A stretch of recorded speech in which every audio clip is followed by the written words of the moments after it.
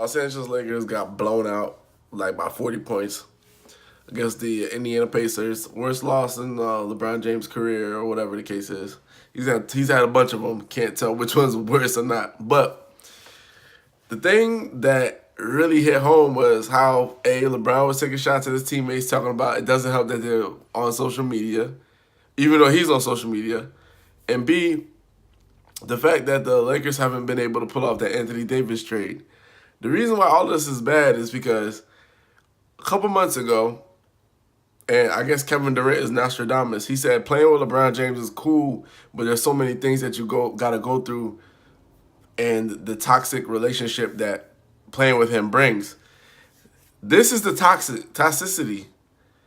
The reason why the Lakers lost by 42 points is because nobody wants to play with somebody who's trying to get them traded for another player. Nobody wants to go hard for somebody if they know tomorrow they could not be here. And they're all in trade rumors. Nobody's going to want to play hard. That's the toxic environment Kevin Durant was talking about, ladies and gentlemen. And he was spot on with that. And you guys, rewind the tape, all these people, oh, Kevin should apologize. What are you talking about? This is what he's talking about.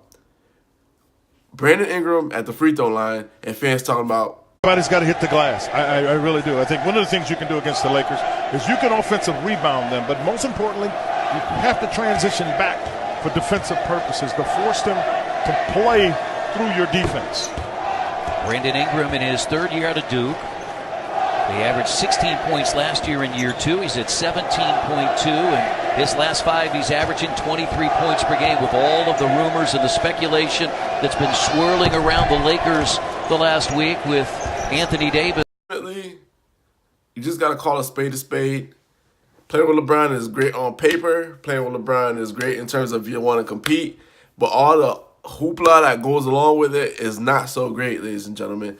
And, when you look at all of the great teams that come in the past, it's like, you're really looking like a rock band. Everybody has their lane, the drummer, what I'm saying? Like Jordan was like the star singer. Let's just say the Bulls were the Beatles.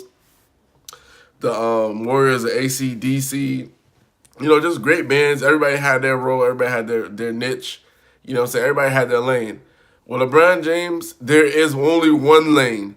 So like with LeBron James, it's almost like you're in Wu-Tang and RZA and is writing all the stuff, and Raekwon basically they controlling they let you know what music is coming out, when it's gonna come out. You can't get your own lane, you can't get your own shine, or whatever the case is. Even though Wu-Tang, all the members have had their own shine, a lot of their qualms have been like between RZA and Raekwon, like these guys controlling the creative control. Well, LeBron James, he's controlling everything, and that leads to somewhat of a toxic environment. What Kevin Durant said is true. You can't be on the line, and the things that the fans are saying to you to taunt you is that your own teammate is going to trade you. And then with JaVale McGee, they were like, not worth trading, which was hilarious.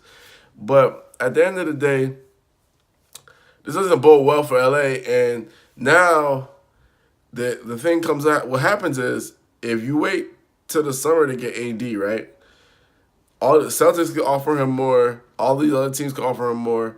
The Clippers have 2 free agent slots. And Kawhi Leonard could go there, and hey, Anthony Davis might be like, hey, trade me to the Clippers.